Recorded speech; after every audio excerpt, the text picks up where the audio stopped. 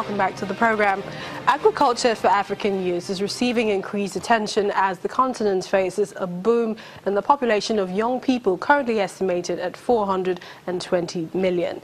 The ongoing World Food Prize Conference in Iowa, the United States, focuses on investing in future African farmers and agripreneurs. Channel's business editor Botan Amofaye reports. Hundreds of delegates from around the world are here in Iowa, United States for the 2017 World Food Prize Symposium. For the African Development Bank and its partners, it is another opportunity to showcase what its Jobs for Youth in Africa initiative is achieving and to discover some learning curves. If we want to start our own research and development and all that, it will take us many years. So we say we are going to leapfrog. We're going to come to Iowa State University, we're going to work with them, we're going to bring some of the young people to take the technologies and come back and begin to implement. So this is what we're doing. We're already working with Embrapa in Brazil, as you heard today. We have about 30 Africans gone to Brazil to also learn, to pick some of these technologies and come to Africa. So we're going to enter into relationship with Michigan State University, with Iowa State University, to see these technologies that are on the shelf but are not reaching our youth, to see how we bring these young people, give them some training here, and take these technologies and come back to Africa.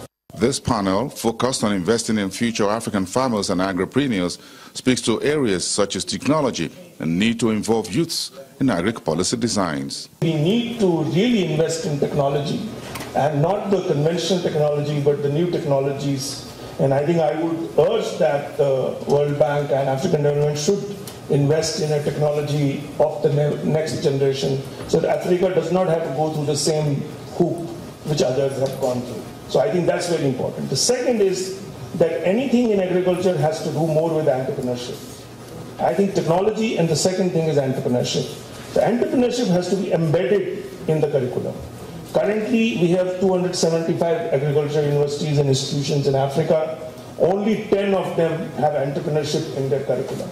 I think we need to change this drastically, and I think institutions like Iowa, Michigan, all have to now become part of that alliance so that we really come out with a complete, and already I see ITA really taking a lead there, and I think if we can exponentially increase what they are doing by 10 times, I think we will see the enterprise intensity. Iowa Bello is a Nigerian agribusiness entrepreneur here at the World Food Prize Program, and she has some strong advice for agri-policy makers and investors in Africa agri-sector. I think the narrative in Africa has to change. A lot of Africans, especially Nigeria, where I'm from, view agriculture as a last resort. Nobody wants to wear dirty clothes and, look poor, because that's how they view people in agriculture.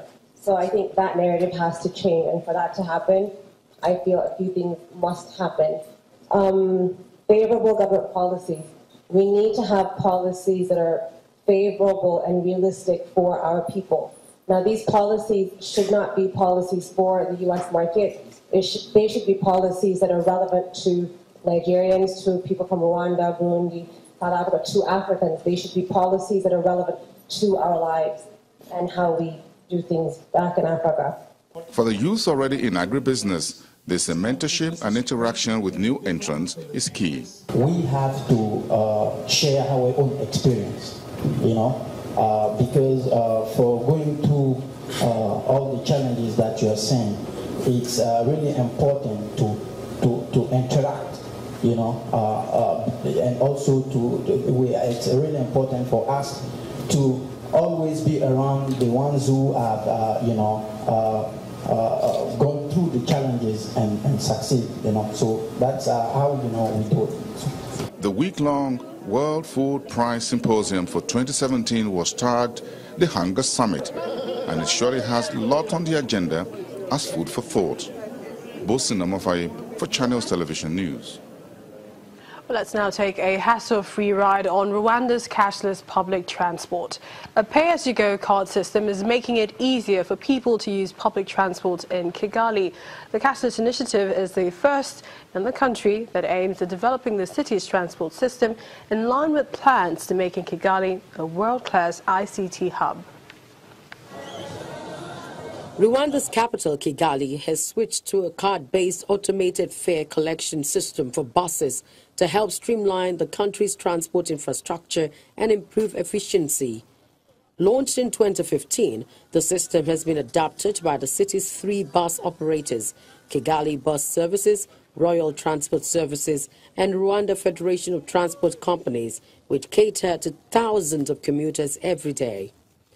Popularly known as Tap and Go, passengers purchase an electric card which they top up as they go. The cards are helpful and good compared to the previous system of paying in cash. The only problem is that there are not enough buses that use the prepaid system, but otherwise it's a good thing. AC Group, which specializes in smart transport solutions. The company says it aims to recoup money lost through traditional cash payments. Although some critics say the development has come at the expense of many bus conductors, Patrick Buchana, CEO of AC Group, says the conductors are in fact being absorbed into the new system. Much as it's replaced certain jobs like conductors, it's also created quite a number of other jobs. Currently, we have a network of agents who sell a tap-and-go system, who have kind of become entrepreneurs because they invest a certain amount of money and then they get returns. We have some agents who are actually making almost $2,000 from the system. We also have created jobs of inspectors who are using automated systems, and some of these inspectors were previous conductors. So, and we've actually now retrained them to become inspectors using technology to fight fraud that previously they were kind of entangled in. Tap and Go is part of a technology drive in Kigali to promote a cashless economy as the country pushes to become a hub for information and communications technology in the region. The initiative has also been introduced in Cameroon and hopes to expand to other parts of Africa. In Uganda, a musician is fighting to revive traditional instruments in his country.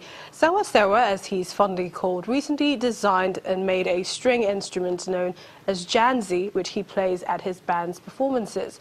The musician says it signifies the leap with which the culture of traditional music makes a comeback. Ugandan musician James Sewa Kibianga, also known as Sewa Sewa, wants to keep his country's traditional sounds alive by reviving old musical instruments. Sewa Kibianga recently came up with the janzi, a stringed instrument named after his music band and an upgraded version of the traditional adungu instrument.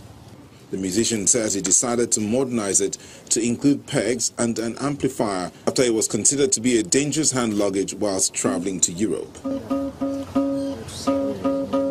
The adungus from Uganda, some of them have wood as tuning pegs and some have nails. And this one had nails, which was considered a threat or a weapon, and you can take it on board. So it was a tough one because this gentleman was like, you can't take it up. These are nails. And for me, it was so embarrassing because this is our instrument. And for centuries and centuries, these instruments have failed to grow. They are still the same. That's it.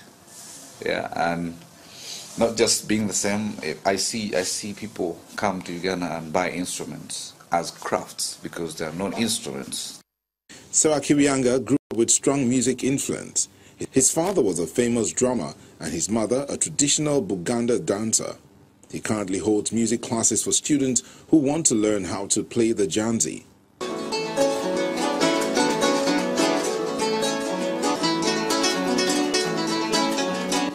Something new to the music scene. West Africa is having the kora and the djembes and whatsoever, but I think now it is time we say we also have the janzi. And to the world, fellow musicians, string players, and other musicians, I think it is high time we invest in who we are as East Africans and also try to match with the guys up. Otherwise, the world is looking for something new day and night. Sewa Kibianga's janzi band is made up of 9 members who play various genres, including what the group of friends call Ugafro music, a blend of traditional sounds and modern ones. I've always known Uganda to be innovators, and I think Sewa Sewa is just one of the best. It's just one of the best instruments that the world can get.